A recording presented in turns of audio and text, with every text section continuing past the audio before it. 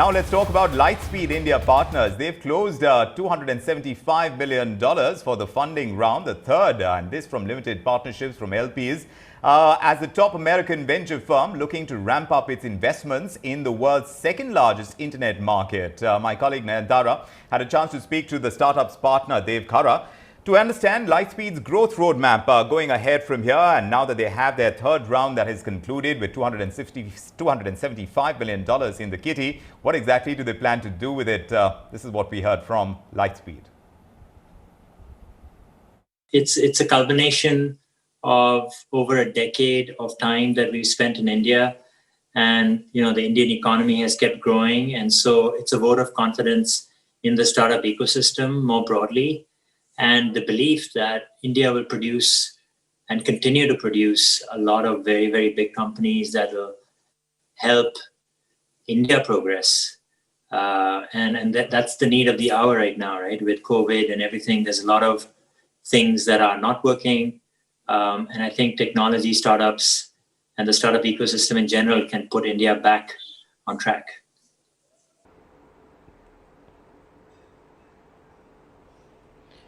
Okay, so obviously, only those right now with a proven track record, those kind of funds are able to go back to their LPs and actually ask for more checks. But Dev, do you want to tell me a little bit also, because I'm very curious about this, and I actually had asked the folks at Sequoia the same question. How did you get all these checks during a pandemic? Because, normally you see lots of road shows that take place. That's not possible right now. So how did all of this happen? Yeah, like I mentioned before, the financing announcement that we had today is a culmination of a long process, and it's a decade plus of work. In terms of the specific fund that we raised, it was raised over the last several months. And we've had long relationships with our investors, and have provided them access to some of the best and fastest growing companies in India. So they're very confident in sort of what we're doing and how we approach the market over here, the digital ecosystem. And so this was sort of a vote of confidence in that. And, I can't comment on the fundraising process itself, but it was over a period of time. It wasn't yesterday, for example. So it took some time, but it got done, and sort of relied very heavily on sort of our track record, as you mentioned, in India, backing digital companies, B2C companies, B2B companies, and helping them sort of grow into sort of high impact companies for India. Yeah, and I think Lightspeed's Indian track record speaks for itself. Early investor in BYJU'S, now a decacorn, so many unicorns that have been discovered. Many are right now Sunicorn, as they popularly call. But Dev, right now, when you raise this new fund of $275 million, any thoughts on, and I know you like to operate in the consumer internet companies a lot more, is that still the way Lightspeed India is going to go? Yeah, over funds 1 and 2, which were 2015 and 2018, raised in those years and invested in the subsequent years, we've had about a half-half split between B2C and B2B companies. On the B2C side, you've seen us invest in companies like Oyo and Fresh Menu and many others, and BYJU'S and many others in that category. On the B2B side, we've done a bunch as well. Udaan is one that you and I have talked about in the past. And there's many others, enterprise software companies, Yellow Messenger, Freight Tiger, many others in that space. So it's about a 50-50 split for us. While we don't plan it that way from fund to fund, that's what it's ended up being. And it's actually a very natural consequence where consumer economies get going first, and then all the B2B companies that need to support that, payments and logistics software and HR software and communication software, all have to grow up to support that. So we've reached a stage now in India where both of those engines are firing on full cylinders in India, and we're very excited about both sides. So just given how the situation is at the moment, thanks to the pandemic, where you have a lot of startups which are having to reimagine it all, increase their cash runway, maybe have new business models, just do things so differently from whatever it is that they were planning and imagining in March. Is this a massive opportunity for Lightspeed as well? For example, I know you're an early stage investor, but would you look at maybe double downing on your existing portfolio? Would you increase the size of investments maybe in new companies that you plan to invest in? Yeah. So first of all, the pandemic and the impact it's had in India is massive and has impacted negatively lots of people's lives. The majority of the country, we've all been in lockdown together in solidarity over the last 4 months plus. And so it's impacted everybody. And what that meant in the early days, in April, for example, late March, April, when it all started, was that the venture community in general and Lightspeed specifically, we looked at our existing portfolio, which has about 50 companies in it. And we thought about which companies would be impacted negatively by COVID and which would be positively impacted. We also separately worked on Action COVID team, which was this initiative where the whole venture and startup ecosystem came together to bring technology to the help of the citizenry of India to help us sort of address COVID and come out of it. So that's a separate initiative that's underway. But when it comes to these companies, a minority got negatively impacted. Companies in areas like real estate, hospitality, travel, those sorts of things, more offline oriented. But then a bunch of companies have done reasonably okay. I think in hindsight, when we look back at this period, we will realize that the exposure to the internet that all of us had increased dramatically during COVID. All of us have had to send our kids to school online.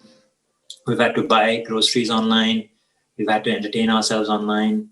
We've had to communicate with friends and family around the world online. And all of these spaces and many more have seen companies rise just in the last 4 months. I'm sure we all can name names in those categories.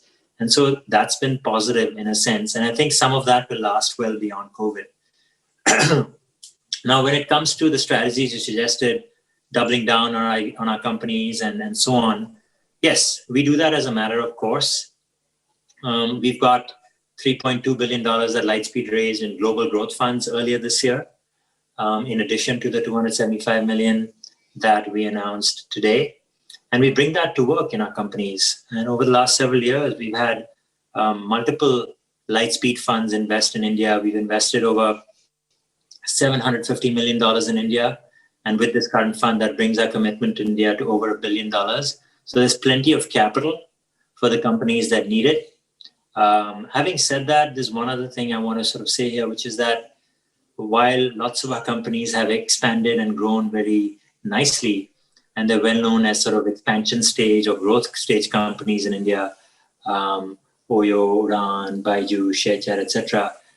80% plus of our investments in India are at the seed or Series A stage over the last 13 years. So we come in as the first institutional capital and then stay partnered with these companies for up to 10 years at a time. And we've done that time and again. So that is our core focus. And we'd love founders to come and meet us even outside of financing cycles, especially in this time frame where financing is potentially less available. We've done several financings over the last 4 months, including several in founders that we only met through Zoom. And so we're doing that. We're staying active. We've closed term sheets. We've closed financings.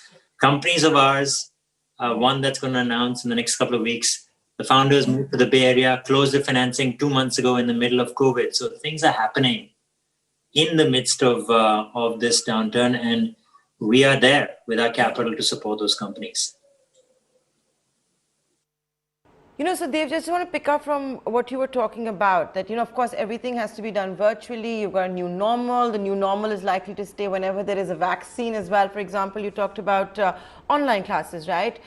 I don't think EdTech is going anywhere in a hurry, even after vaccines. It is very much the new normal. But just picking up from some of the companies that you talked about, and it obviously had to happen. COVID-19 has impacted everyone differently. So while it's made BYJU'S much richer and improved its prospects so many times more, it's impacted, let's say, an Udaan or an OYO very differently. And you've seen perhaps massive markdowns that have taken place, and retrenchments and all of that. Where does Lightspeed then feature in that? Because you've had relationships with, let's say, Udaan, with OYO from so early on. Yeah, look, they all had to take pragmatic steps early on, but many of them are hiring people back now. I mean, you may have seen the media reports. Several of them are hiring and growing again.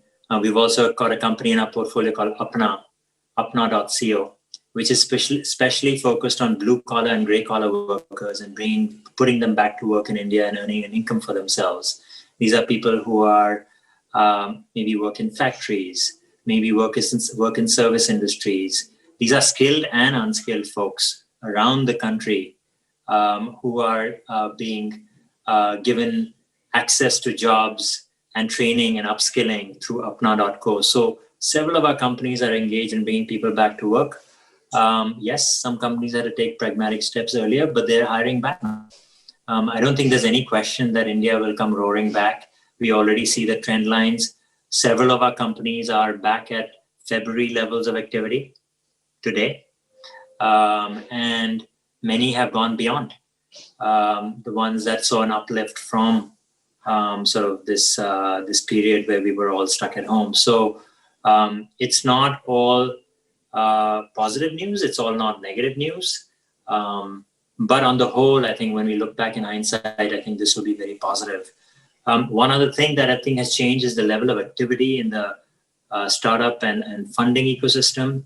I can say this for Lightspeed. We're seeing levels of activity that we hadn't seen since January, which was well before the lockdown started. So it's well beyond that.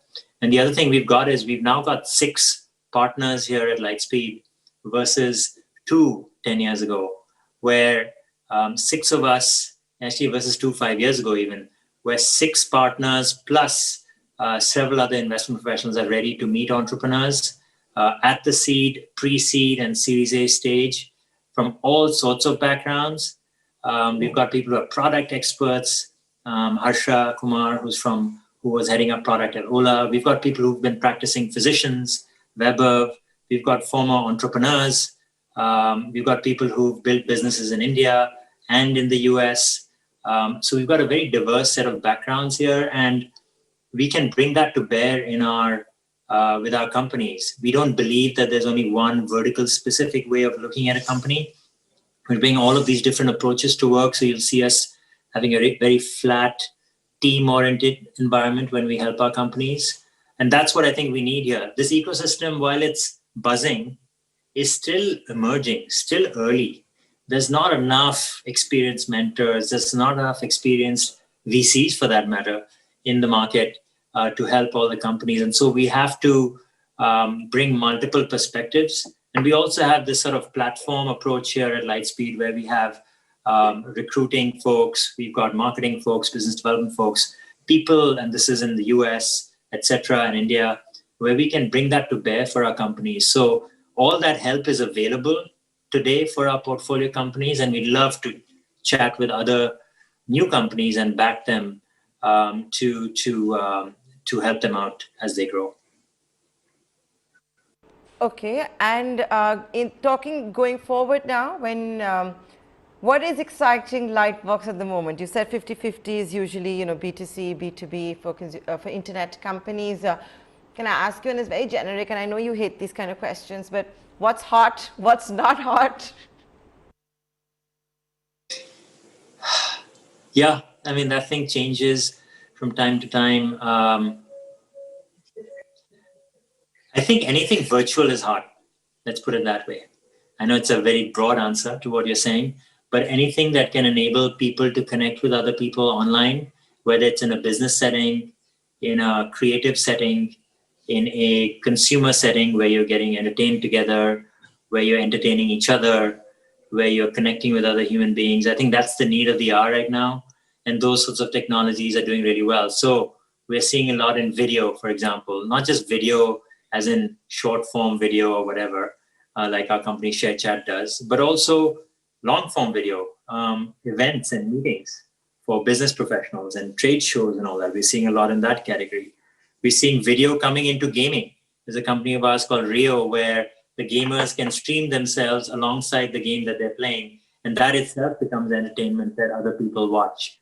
We've got a company called Front Row that is bringing sort of really well-known professionals, whether they're entertainers or sports people and so on, to teach the average person about how to do whatever they do really best, whether it's singing or dancing or whatever else it might be. So there's lots of this human connectivity through video that's happening. Education is an example of that, if I had to put it that way. People are connecting to people. That need is sort of universal. It's pre-technology, it's during technology, it'll be post-technology, it's pre-COVID, during COVID, post-COVID. We need to connect to other people. I think that's the big thing. If you can bring that into your services, your applications, that's an area that we're seeing a lot. I think the other space that I'll point out here is frontier technologies. I know India has been playing a catch-up in the last 10 years, building out, food delivery and e-commerce and all that stuff. I think we're caught up on all that. I think now we're seeing frontier technologies come in, things like space tech, biotech, aviation. Those sorts of areas are burgeoning. And we're seeing lots of interesting startups there in India serving the Indian market and also from India serving the world. Okay, so that's, I'm sorry, I know you don't like this generic kind of questions, but I thought I'd just ask. The other thing I wanted to ask you was, usually it's seen that when exits are provided, when M&A activity takes place, it shows a level of maturity. Would you agree for that for Startup Universe? And because you have started seeing deal activity pick up, the M&A activity pick up, forget all the talks that's happening right now for Reliance Industries with BillBasket or Urban Ladder, but we did see that massive one of White Hat Junior and BYJU'S. Do you think this is just a precursor? I think it's a precursor in general. If you look at the markets in China and the US, I know we don't like to compare India to that too often, but let's just take an example of the M&A markets in those two geographies. The M&A markets are mostly powered by public companies that are worth $20 billion or more each. I'll say it again, $20 billion or more each. And they are usually local buyers, as in within the country. So if you think about that, 80% of the large deals are done by where the buyers are market caps of $20 billion or more, right? In India, and then the rest is done by those who are $10 billion or more, right? In India, you look at, just put that filter to the Indian internet ecosystem, and you've got a handful of companies above the $10 billion mark. Those are the ones that will start acquiring. You've seen that in the case of BYJU'S. You'll see that maybe with the Reliance, maybe with Flipkart. But there will be local companies buying local companies. I think that's where the volume and the deal sizes come from.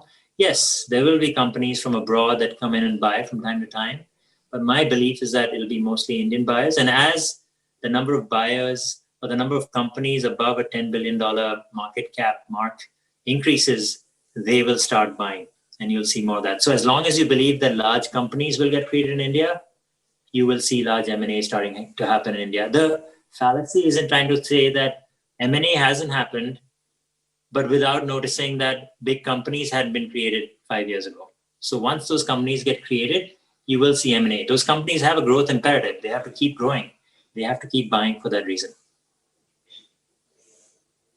But we're still far, you said $20 billion and thank God you repeated it again, because for the first time I was like, did I hear that right?